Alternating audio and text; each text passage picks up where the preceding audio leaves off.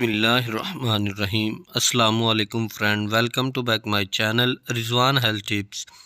تو فرینڈ، آج کی اس ویڈیو میں آپ کو اولاد کے لیے رمضان المبارک کے مہینے کا ایک بہت ہی مجرب اور آزمودہ وظیفہ آپ کے ساتھ شیئر کرنے جا رہا ہوں۔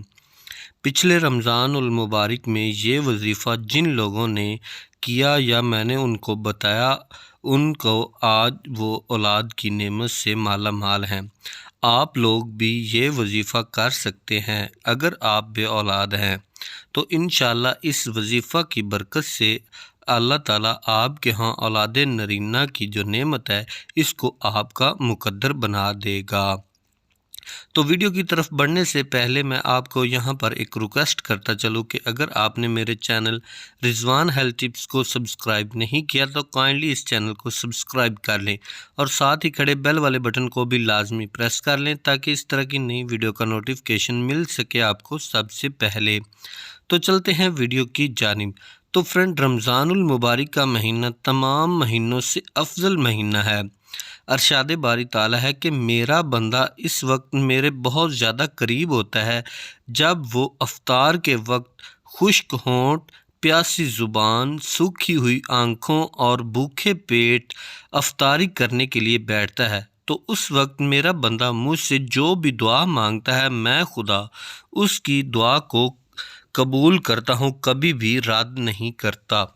رمضان المبارک کی فضیلت کا اندازہ آپ اس بات سے بھی لگا سکتے ہیں کہ رمضان المبارک کا جب بھی چاند نظر آتا ہے تو اللہ تعالیٰ کی طرف سے جنت کے دروازے کھول دیے جاتے ہیں اور دوزخ کے دروازوں کو بند کر دیا جاتا ہے، اور ہر وہ دعا بھی جو بھی مانگی جائے وہ ضرور قبول ہوتی ہے۔ جیسے ہی رمضان المبارک کا چاند نظر آئے آپ اس وقت یہ وظیفہ کر سکتے ہیں۔ یہ وظیفہ بہت ہی آزمودہ وظیفہ ہے۔ بے اولاد لوگ اس وظیفہ کو لازمی کریں۔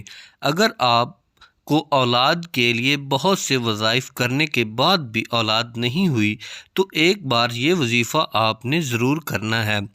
یہ وقت جو گھڑی مختصر گھڑی ہوتی ہے تو اس وقت قبولیت کا جو وقت ہوتا ہے بہت زیادہ امکانات ہوتے ہیں، تو اس لیے اس مختصر سی گھڑی میں آپ نے ضرور اس سے فائدہ حاصل کرنا ہے۔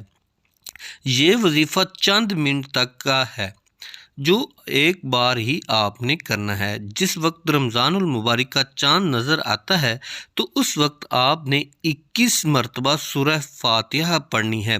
اول و آخر آپ نے درود شریف پڑھنا ہے اور بعد میں آپ نے دعا مانگنی ہے، اے باری تعالیٰ میں بے اولاد ہوں، مجھے اولاد کی نعمت سے نواز دے، مجھ گناہ گار بندے پر اپنی رحمت کے دروازے کھول دے۔ جو بے اولاد اس وظیفہ کو کر لے گا انشاءاللہ وہ خالی ہاتھ نہیں لوٹے گا، کیونکہ یہ ایک قبولیت کا وقت ہوتا ہے۔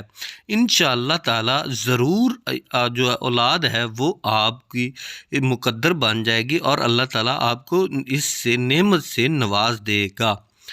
امید کرتا ہوں آج کی ویڈیو آپ کو پسند آئی ہوگی۔ ویڈیو دیکھنے کا شکریہ۔ ملتے ہیں اس طرح کی اگلی ویڈیو میں، اجازت دیجیے، اللہ حافظ۔